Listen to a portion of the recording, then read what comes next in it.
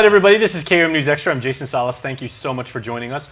Let us get to our first segment. The first ever Unai Fest is just days away, and joining me with more on what it is and how you can join in the fun are UOG Press and Marketing Coordinator Akina Chargaloff and Kathy Payne, the author of Chep Chop Unai. Ladies, Hafide, welcome back. Thank you. Haven't seen you guys in a while. Yes. Apologize about the heat, but you know, like that's island way. It'll be hotter at Unai Fest. There sure. you go. So, Yes. so tell us, Akina, break it down for us just to get started and everything. What is the Unai Fest and who exactly should be interested in this? Sure. So UOG Press want to have our summer kickoff event and promote literacy and outdoor activities this summer.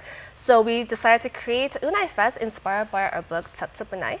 Nice. Yes. So we'll be having a lot of cultural activities, educational displays, food trucks, and our sand sculpture contest. I like the fact that you're actually blending literacy with outdoor activities, because a lot of people think the two are, mutually exclusive. It's like, okay, you either have to stay inside and read, and you spend your entire summer, holed up in a corner, educating yourself and taking yourself on these wonderful journeys, but you miss out on the real world and vice versa. Yeah, and we have, Guam is so beautiful, and you have the beach at, 10 minutes, 5 minutes away for some people. And just to drive away, we really want to get kids out there and promote our books as well, and of course, getting active. And a lot of people don't realize you can still go out and still read on the beach, and there's nothing wrong with that. And that's the best part. Yeah. That's the best part. Yeah. People do it all the time in the States. I don't know what the hang up is out here. People are like, yeah, you have to drive 2 hours in the States, right? Compared to Guam, you Yeah. only drive at most maybe an hour. Yeah. Okay, so Kathy, last time I talked to you was around September and everything, and the Right. book was just coming out at that point. Yes. How's it been doing? Oh, it's been doing well. Congratulations. Oh, thank you. So I've gone to a lot of schools, public and private, to read the book, and the kids have been really interested because a lot of them want to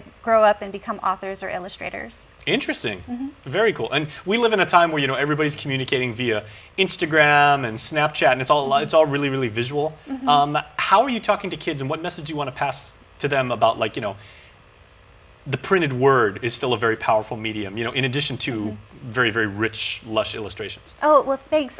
So I've been meeting with children in small groups, and they've been asking me questions like, how did I get the idea for the book? How was the process like? How long it took? So they were asking really astute questions.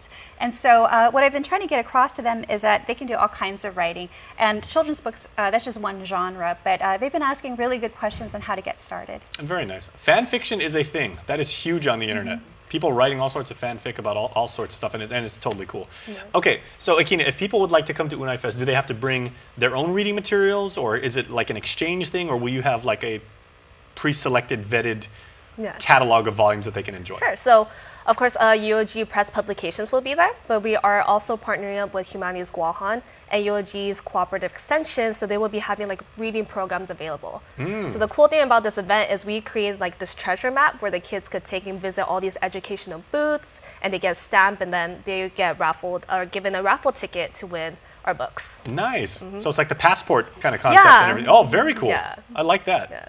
Okay. How many books do they have to, and do they have to read the book cover to cover, or is it just they can go and can they talk to other people who have read it and kind of exchange ideas and feedback? So for each educational display, we ask them to come up with an activity. So Humanities Guaha has a really cool kids and parents activity they could bring home and decorate something. And then for UOG Press, it will probably read a book. And then we also have some physical activities. Oh, very nice. Yeah, and then duck races, weaving, talaza throwing demonstrations. So the kids will have to visit each booth and get a stamp. Very cool. Yeah.